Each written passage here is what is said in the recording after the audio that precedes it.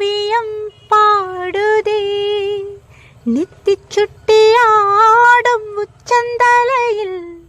பொட்டு வச்சதாறு நான்தானே அத்தி மரப்பூவும் அச்சப்படுமா பக்கத்துணையாறு நீதானே ஆசை பேச்சில பாதி மூச்சில லேசா தேகம் சூடேற முத்துமணி மாலை என்ன தொட்டு தொட்டு தாளாட்ட